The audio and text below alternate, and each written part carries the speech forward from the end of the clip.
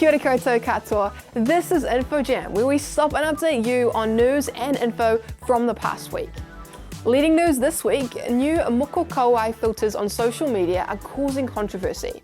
Using names like Māori Mask and Māori Face Tattoo, app creators have designed filters that can be used on platforms like Instagram and Snapchat. To some, this easy access to Māori culture has been touted as a positive, a helping lens to the revitalisation of Mātauranga Māori. But other people are concerned about the protection of Māori identity and intellectual property. Their concern is that when you take something from a culture without permission and you misrepresent it, you damage that culture. As a result of these concerns, Snapchat has since pulled the filters. At this stage, Meta, which owns Facebook and Instagram, has not done the same. In world news, Liz Truss has been announced as the new Prime Minister of the United Kingdom. Truss won the Conservative leadership vote against Rishi Sunak.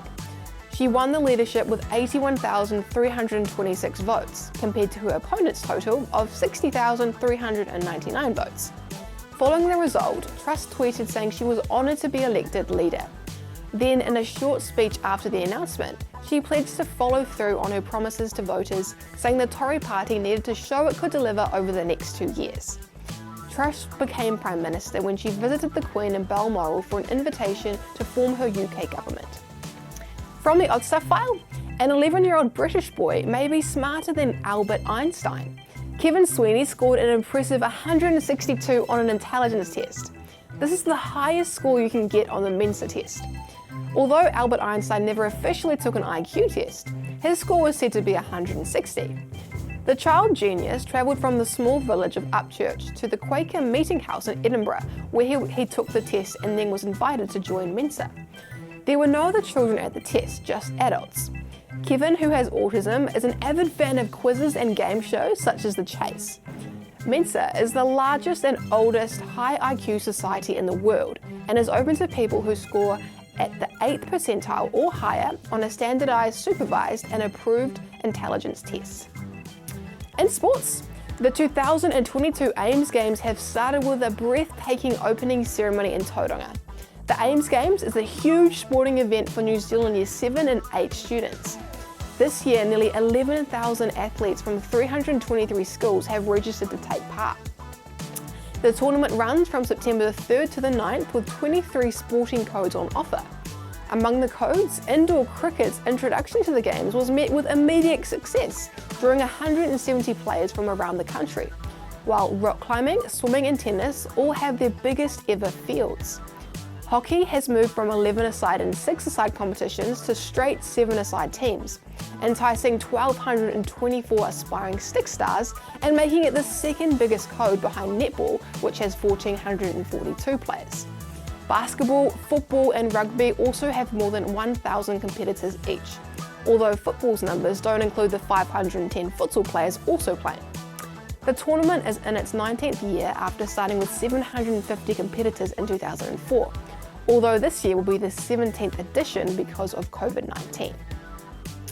Our pop culture topic this week is all about world record cannonball dives.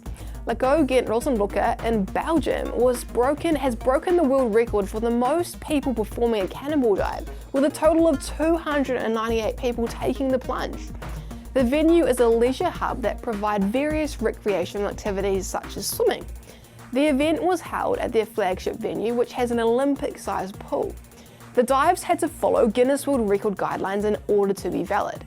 Each cannonball performed had to have their knees raised up towards their chest and both hands clasped around the knees.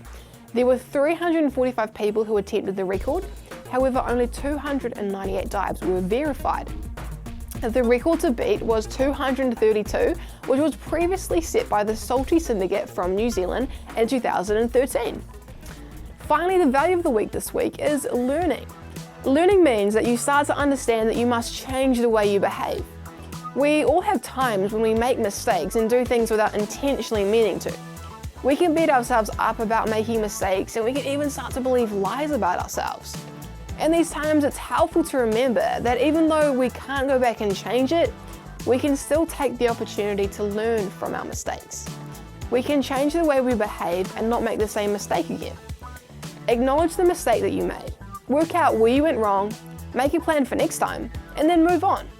Get out there and learn from your mistakes. And a massive shout out to Remarkables Primary School in Queenstown. Have an epic day, team. Stay cool. And that's it for this week's Info Jam. If you want to know more about these stories and others like them, make sure you have a look around kiwikidsnews.co.nz and remember to tune in next week for our next Info Jam. Ka kite anō.